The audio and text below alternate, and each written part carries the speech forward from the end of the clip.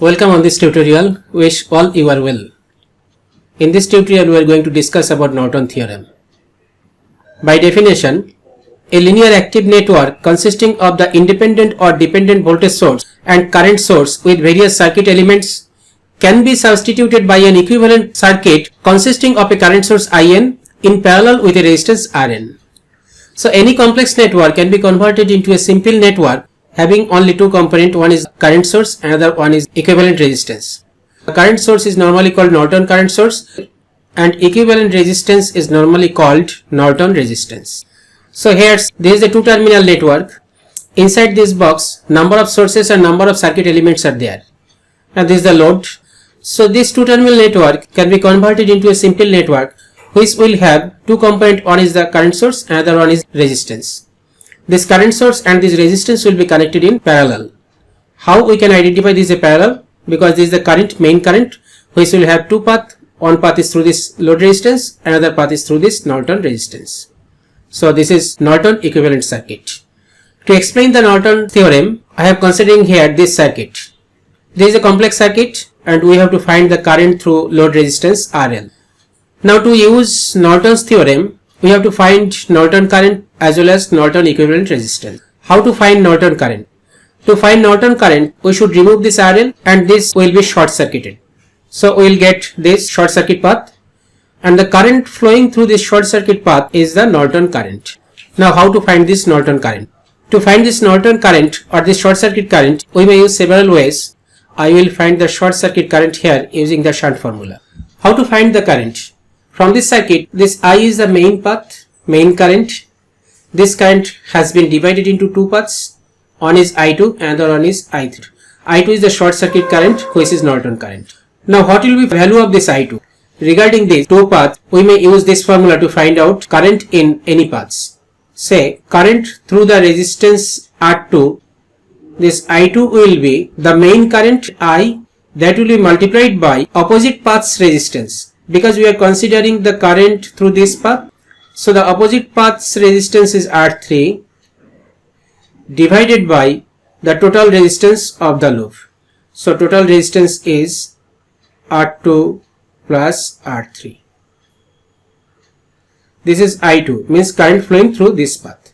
Now if we want to find out the current flowing through this resistance R3, I3 will be similar to the previous case, the main current multiplied by opposite path's resistance. Now we are trying to find this path's current, so opposite resistance is R2 divided by total resistance R2 plus R3.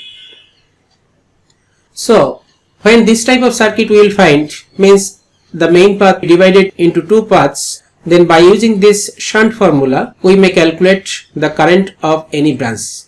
How to find the value of I? This I is flowing due to the voltage source V and full circuit resistance, means combination of R1, R2 and R3. So first of all, I have to find what is the equivalent resistance of this combination. Now as main current is from here, this is main path, series path, then two paths are here. One path is through this R2, another path is through this R3. So R2 and R3 are in parallel. So ultimately the equivalent resistance R will be R2 parallel R3, and this will be added with R1 because R1 is in series. So R1 plus R2 R3 divided by R2 plus R3, this is the equivalent resistance of the combination resistances of R1, R2 and R. So this is the R. What will the value of I? I will be V divided by whole resistance. So the main current I is equal to V divided by the whole combination of resistance or equivalent resistance. So we found the main current, and by using this formula we will calculate the short circuit current, which is the Norton current. What will be the Norton current? This is the Norton current, that is equals to main current multiplied by opposite arms resistance, this is R3, divided by whole resistance R2 plus R3.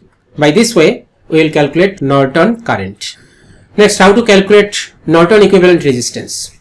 The way to calculate Norton equivalent resistance is same as to find Thevenin equivalent resistance. So this is the main circuit. What we will do? We will remove this load resistance.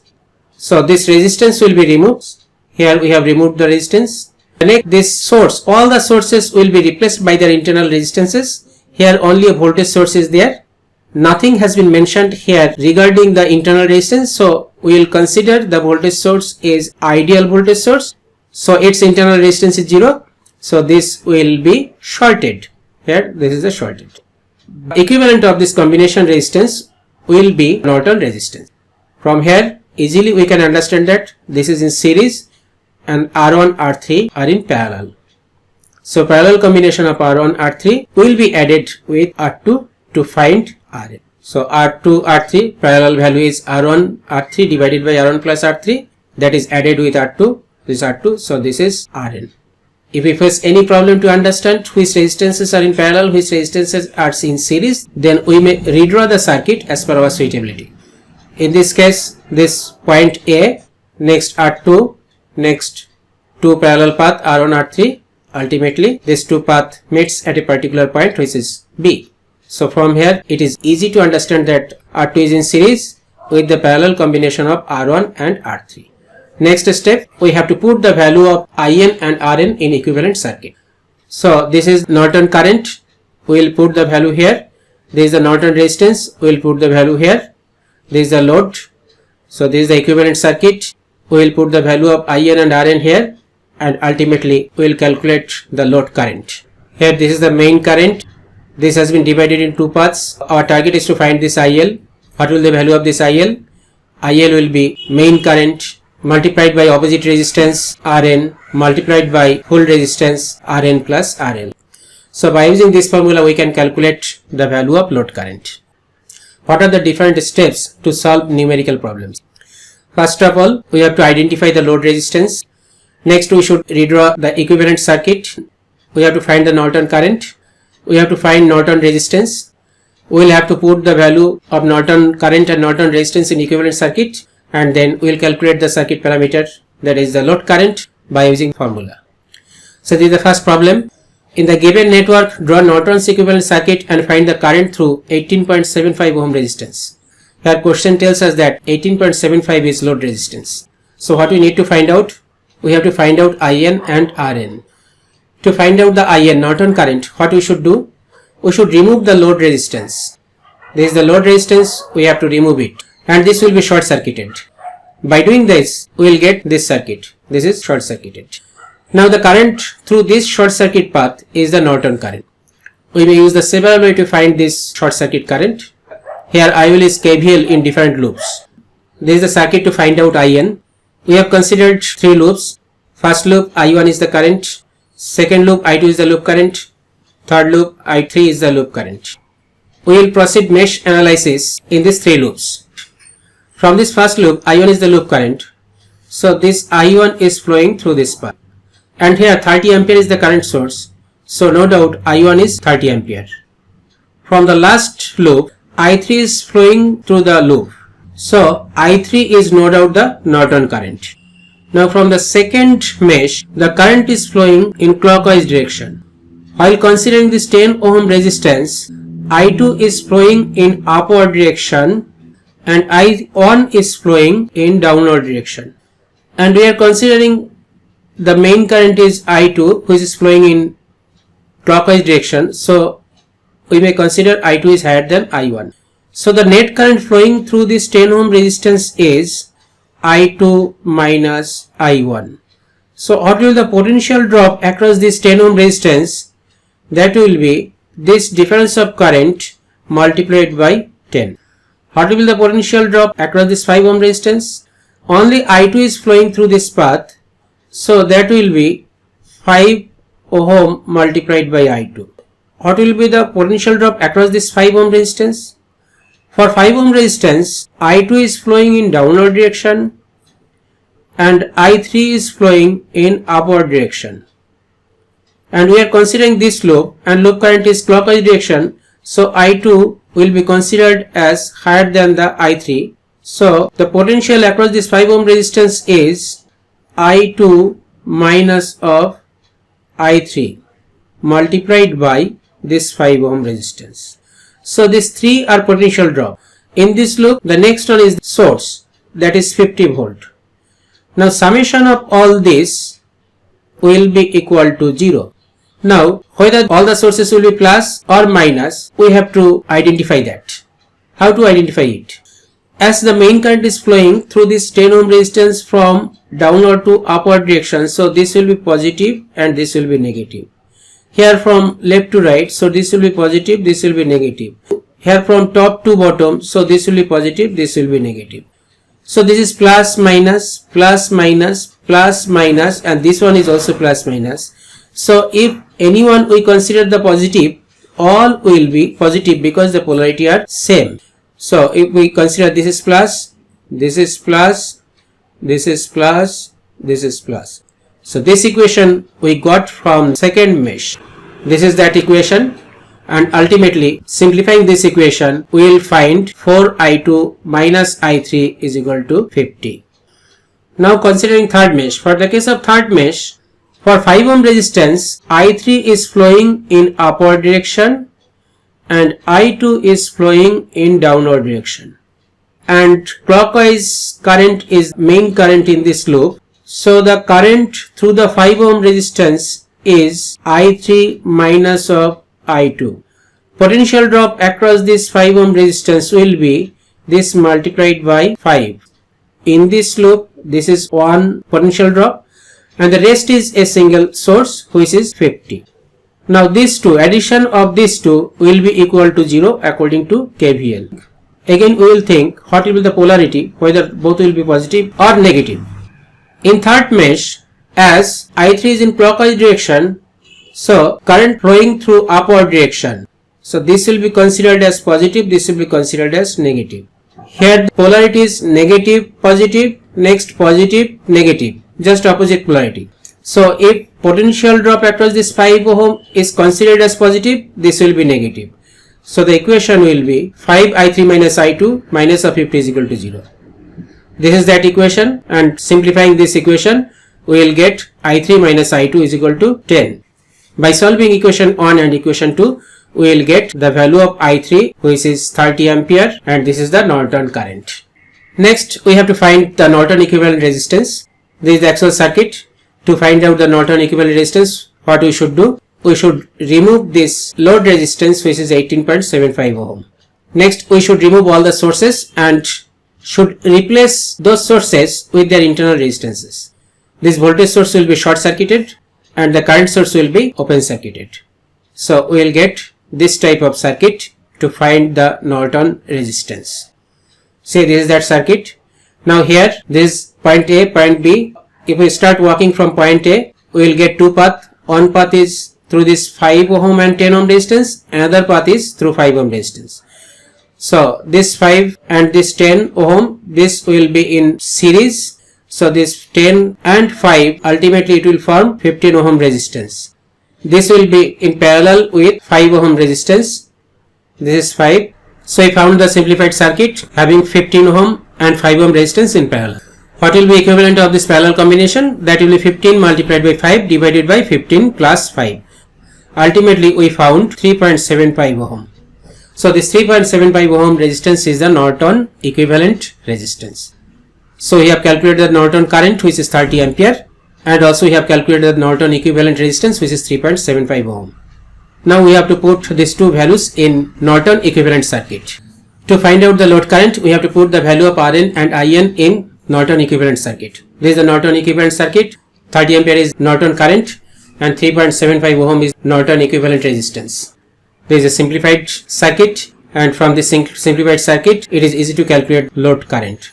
This is the load current. What will be the value of this load current? This is the main current path which has been divided into two paths. One is IL, another one is current flowing through this Norton resistance. Our target is to calculate the value of IL. So what will the value of IL? This IL will be the main current 30 ampere, that will be multiplied by opposite resistance 3.75 ohm divided by total resistance 3.75 plus 18.75. So after calculation we found the load current is 5 ampere.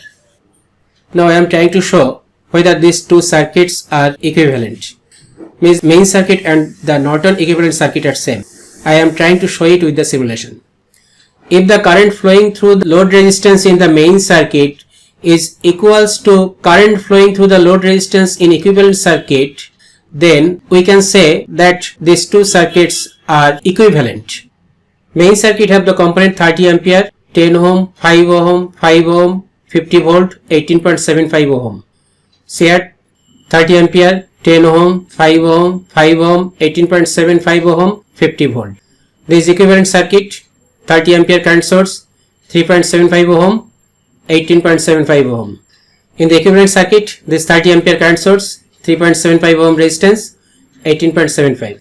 Here in main circuit, I have connected one ammeter. In the equivalent circuit, I have connected one ammeter. This ammeter will show the current through this load in main circuit. This ammeter will show current through this load in equivalent circuit. From the calculation, we got the load current 5 ampere. So, if we found 5 ampere in main circuit and 5 ampere in equivalent circuit, then we can come to the conclusion that the main circuit and this circuit are equal. That will prove the Norton theorem. Now I am running these circuits.